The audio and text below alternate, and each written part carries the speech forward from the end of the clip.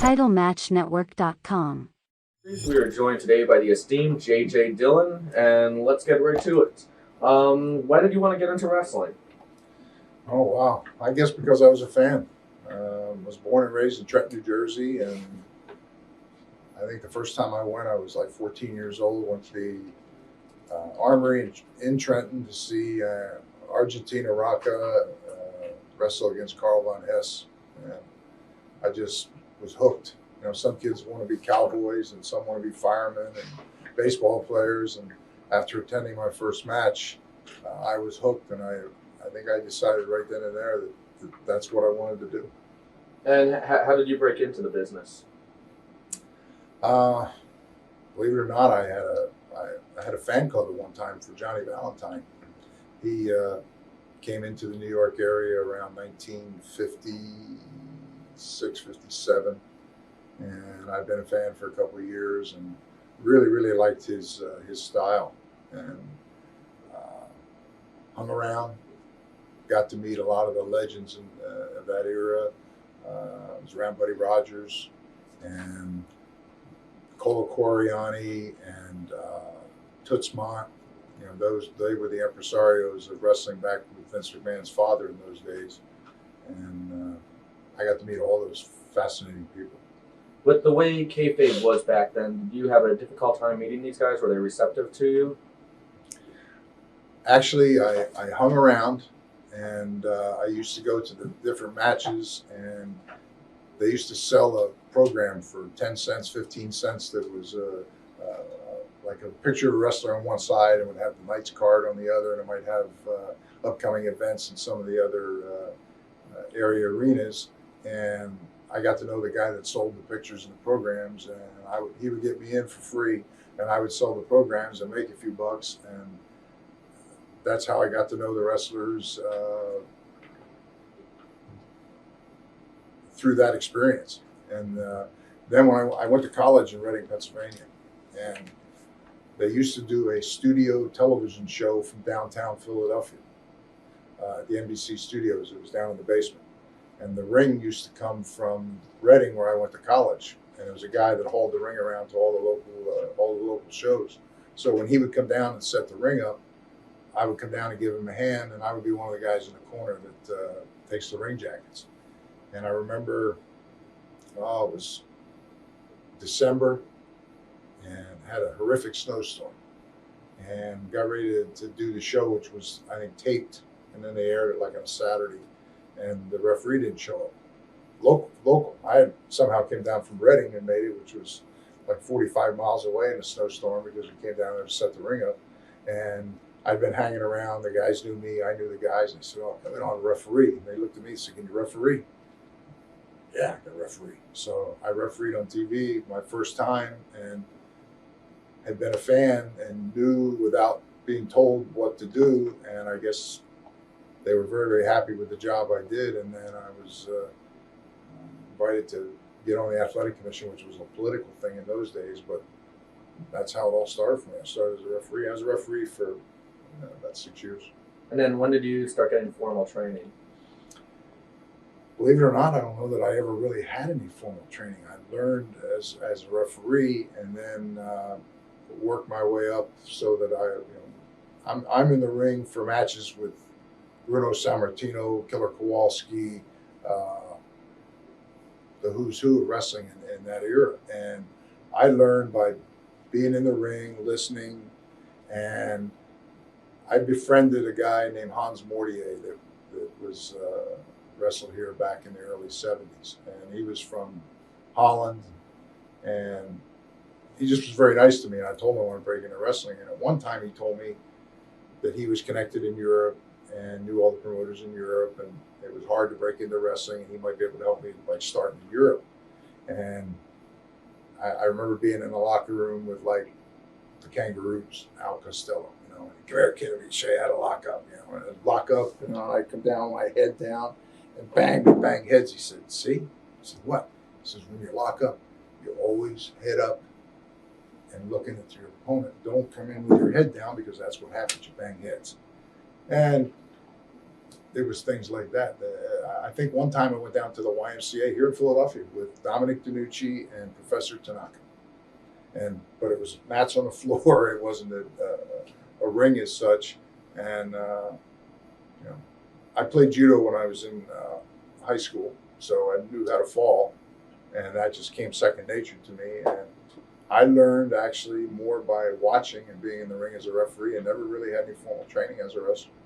Did any of the old timers do anything to test you to try to make you quit? I think it was the other extreme. I remember what happened was I refereed, and I wasn't big physically. I was not somebody that I didn't take steroids. I wasn't a gym rat. The big muscle head. I was about probably 6'1.5", and maybe 215, 220 pounds. But my height helped me, and I looked bigger than I was. And I tell the guys I wanted to wrestle. They would encourage me. And actually, of all the people, the Sheik came in and worked with Bruno Sammartino in the New York territory, and the Sheik promoted Detroit at that time. And he said, you want to break into the business? Come on out. He says, I'll use you. And I remember saying, you want to come out and referee now? You want to wrestle, right? You come out to Detroit, do your wrestle. So 1968, I want to say it was. I was still refereeing. I graduated from college, and I was doing some other things. My dream hadn't come true, and I had a couple weeks vacation or something. And I remember calling the Sheik, and he booked me. He gave me I think the first time was actually a long weekend, and I got booked like Friday, Saturday, Sunday, 2 times or something, like 3 times. And I went out there, and my first match was in let's say Dayton, Ohio, in a small garage, for lack of a better thing. And it was like 2 rows of chairs, and my first match was with the Hells Angels in the tag, which was Chris Colt and Golden Boy Dupree. And I actually had 2 matches with them that weekend. The second one, my partner was Arnold Skolin. And of course, I grew up, my God, the Golden Boy Arnold Skolin. I'm his tag team partner. And there's a tape of that match floating around somewhere. It was, like I say, it was in a small, like a garage, and Ernie Roth, the Grand Wizard, was the commentator. As I look back at that tape, always fidgeting with your tights, all the things that a young, inexperienced wrestler did. And I went through all of that. And then I did okay. It did good. And then they said, well, the next day they were short a couple guys. The Sheik used to send guys to Pittsburgh, where they had a studio TV,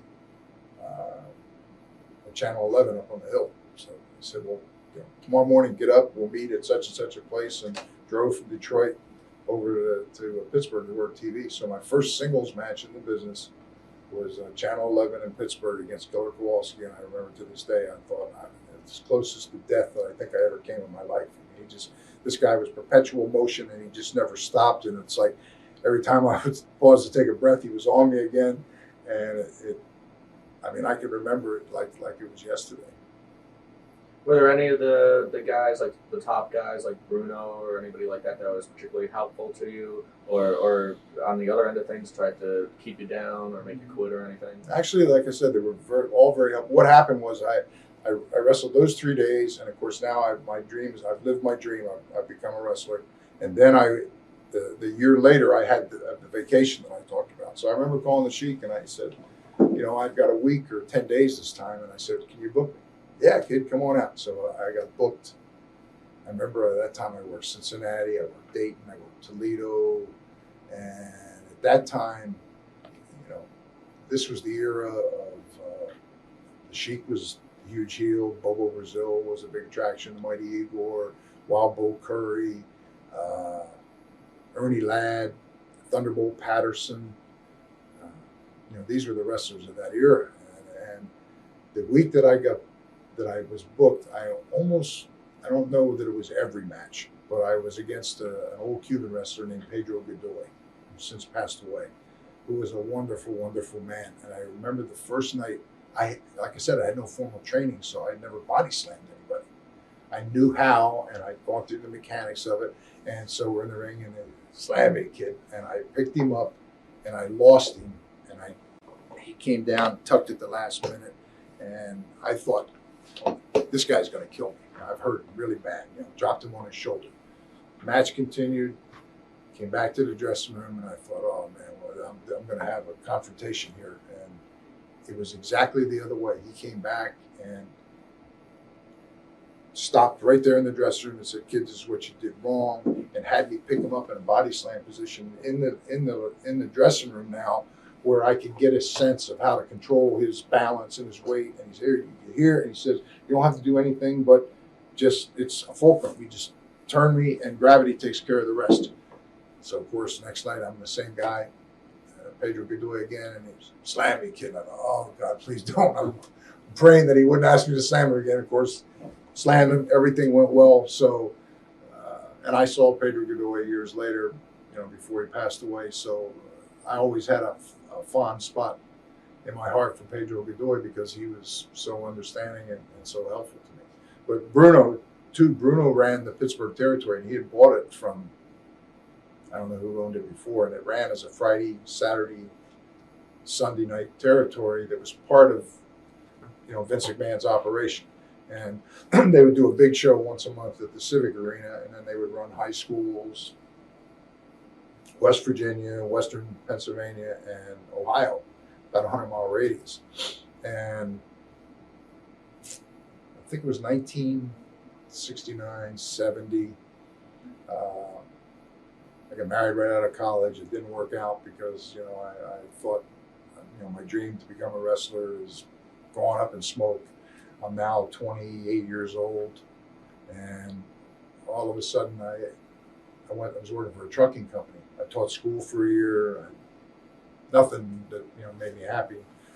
So I ran into the Sheik again, and the trucking company that I was working with had moved me to Detroit as part of the management training program. So I thought, okay, I'm gonna let the company move me to Detroit. I'll call the Sheik. And when I called him, I remember him telling me, he said, right now is not a good time. My business is slow.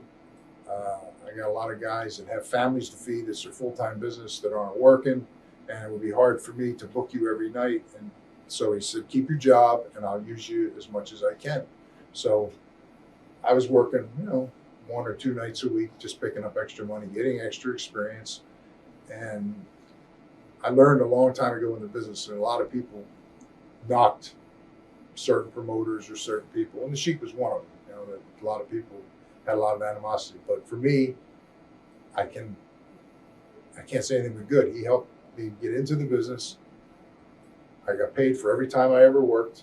Everything he said he was going to do for me, he did for me. So I have a very soft spot for Eddie Farhat because of what he did for me. But I went to Detroit, like I said, and Detroit was a heavy union town. And I was there like 3-4 months, working a couple days a week. Got to work Cobo Hall on the big shows periodically. And I did their TVs. They did TV up in Walled Lake, Michigan at that time with Bob Finnegan. And all of a sudden the trucking company said, well, it's not working here because there's too many union restrictions, and we're transferring you to Warren, Ohio, in the middle of nowhere. And so I thought, what am I going to do? And I remember Warren, Ohio, I think was about 90 miles from Pittsburgh. So I said, I knew Bruno from all those years, and Bruno had been really good to me as a referee. Bruno was, again, somebody else in the business that I have very, very great feelings about. And so I tried to call the office, and Ace Freeman and a guy named Rudy Miller ran the office at that time. And I guess Bruno owned it, and they worked for him.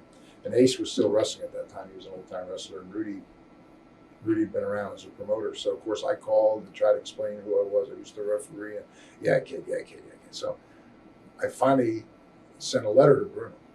And I said, Bruno, Civic Arena is this Friday. I said, I'm going to come down and explain my situation. And I said, I've been working some for the Sheik. They moved me over to Warren, Ohio. And I said, I know you run the territory, and I don't want to knock somebody else out of work. But I said, if I could get some work, I want to break into the business. Watch thousands of exclusive shoot interviews right now on TitleMatchNetwork.com.